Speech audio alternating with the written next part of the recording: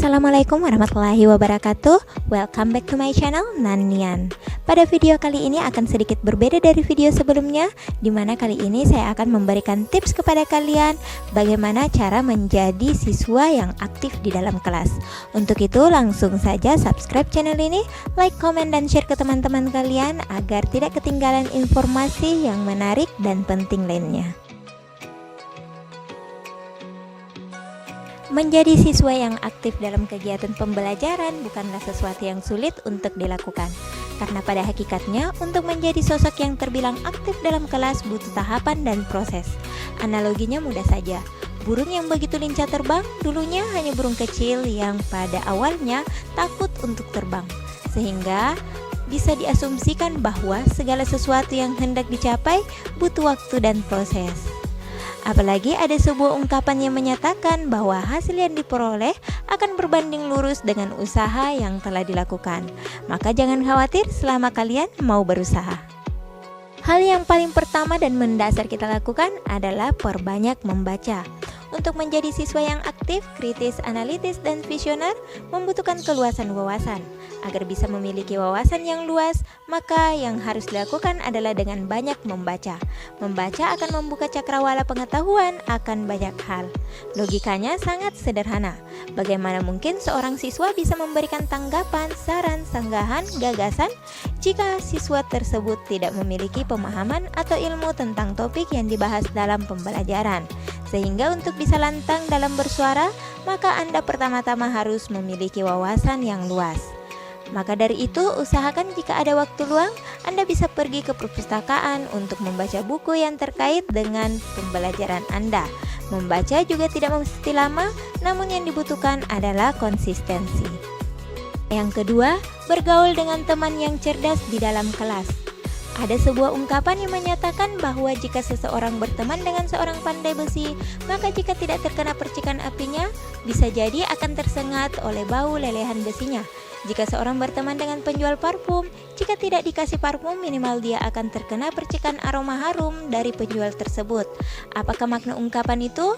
Maksudnya ialah dengan siapa seseorang berteman, maka temannya tersebut akan sangat mempengaruhi karakter dan kebiasaan orang tersebut.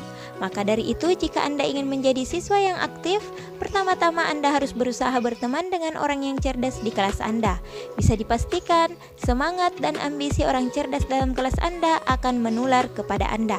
Yang ketiga, perhatikan guru Anda ketika sedang menyampaikan, bisa bertanya, menambahkan, menyimpulkan materi jika diberikan kesempatan. Yang keempat, berani dan yakin dengan kemampuan diri Anda. Salah satu penyebab seorang siswa tidak aktif dalam kelas adalah rendahnya sikap percaya diri terhadap kemampuan dirinya. Bisa jadi seorang siswa memiliki pertanyaan yang ingin ditanyakan karena belum mengerti atau memiliki saran yang ingin disampaikan. Namun karena merasa ragu dan takut sehingga dia urung untuk melakukannya. Yakinkan pada diri Anda bahwa Anda hebat, berkompeten, jenius, dan cerdas. Jangan takut berbicara, jangan takut salah, jangan takut ditertawai oleh teman Anda. Salah dan benar adalah hal yang mutlak. Jangan pernah ingin selalu benar dan jangan takut salah, karena dari kesalahan kita akan belajar untuk menjadi lebih baik lagi. Tantanglah diri Anda dengan target-target yang ingin Anda capai selama sekolah. Yakinkan pada diri Anda bahwasanya kesulitan yang datang adalah sebuah tantangan, bukan sebuah rintangan. Yang kelima, duduk di bangku paling depan. Sebagian siswa justru lebih memilih duduk di kursi belakang. Hal tersebut dilakukan mungkin untuk menghindari pertanyaan dari guru. Padahal duduk di bangku depan bisa menjadi keuntungan bagi Anda. Apa kelebihan duduk di bangku depan?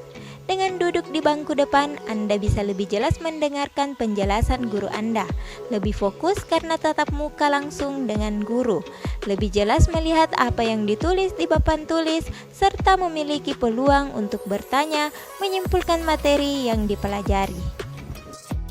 Yang keenam, singkirkan semua benda yang bisa membuat konsentrasi Anda buyar. Agar bisa tetap fokus dalam menerima materi, maka sebaiknya benda-benda yang bisa membuat Anda tidak fokus disingkirkan dulu, misalnya HP, tas, dan lain-lain. Yang ketujuh, ikut organisasi. Untuk menjadi siswa yang aktif, kritis, maka Anda sebaiknya memporsir waktu Anda untuk ikut dalam kegiatan organisasi kesiswaan. Ada banyak ilmu yang bisa didapat jika Anda ikut dalam kegiatan organisasi. Bukan hanya itu, kemampuan public speaking Anda akan terasah karena sering melakukan interaksi dengan sesama. Namun yang paling penting adalah Anda harus pintar membagi waktu Anda antara pembelajaran dengan kegiatan organisasi, karena hal tersebut bisa menyita waktu Anda. Banyak siswa yang berantakan kegiatan akademiknya akibat terlalu royal dalam kegiatan organisasi. Anda tidak mau, bukan? Oleh karena itu, Anda dituntut bijak dalam membagi waktu jika ikut dalam kegiatan organisasi. Yang kedelapan, sugesti pikiran Anda bahwa Anda adalah orang yang pintar. Pernahkah Anda melihat orang yang sedang minum jeruk nipis? Kenapa terkadang kita merasa lidah kita kecut padahal kita tidak minum jeruk nipis?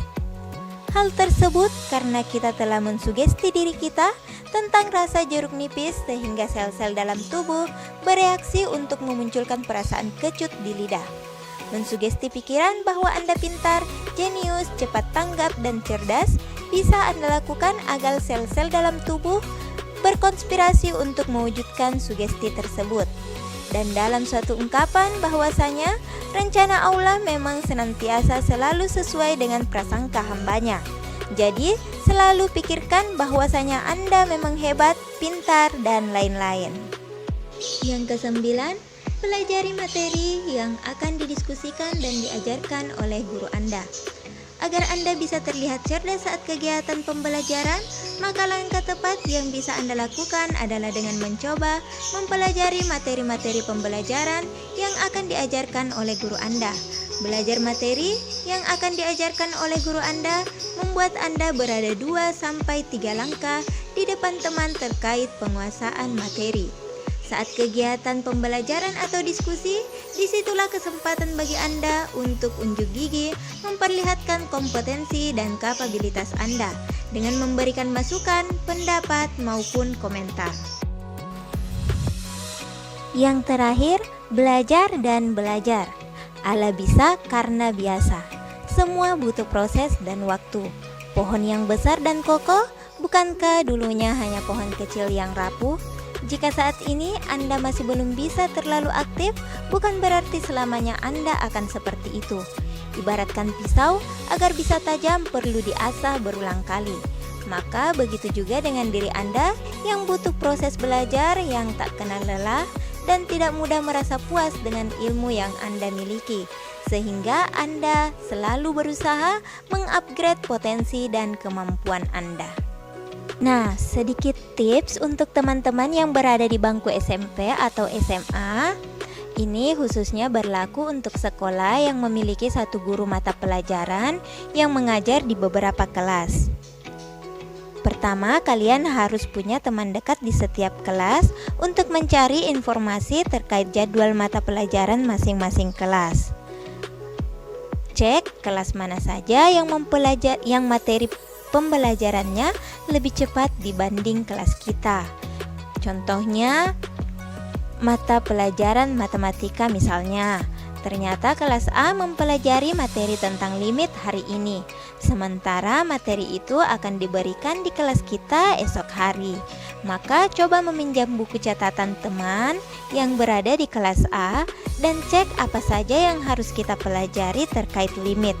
Karena biasanya dalam satu materi banyak bagian-bagiannya dan itu tidak akan dibahas secara menyeluruh di dalam kelas. Begitupun dengan tugas, biasanya beberapa poin saja yang harus dijawab. Nah, hal ini bisa membantu kita untuk memberikan batasan materi mana saja atau pembahasan yang mana saja yang harus kita pelajari dan tugas-tugas mana saja yang harus benar-benar kita pahami.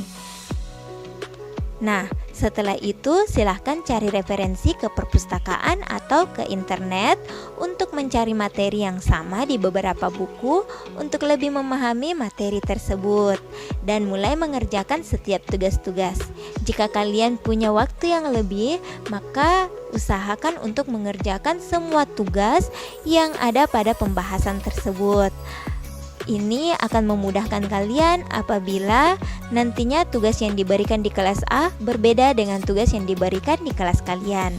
Hal yang tidak bisa kalian jawab atau pecahkan itulah yang akan menjadi fokus kalian di kelas keesokan harinya. Jika itu tidak terjawab, maka akan menjadi bahan untuk bertanya kepada guru yang sedang menjelaskan. Dan pastinya hal tersebut membuat kita aktif di kelas dan tidak akan kebingungan saat guru menjelaskan materi. Dan kita juga akan semangat dalam menerima materi. Dan pastinya kita akan terlihat lebih aktif dan lebih kritis dalam pembelajaran. Demikian, semoga tips ini bermanfaat untuk kalian dan semoga bisa memotivasi kalian untuk menjadi siswa yang terbaik di kelas. Akhir kata, wassalamualaikum warahmatullahi wabarakatuh.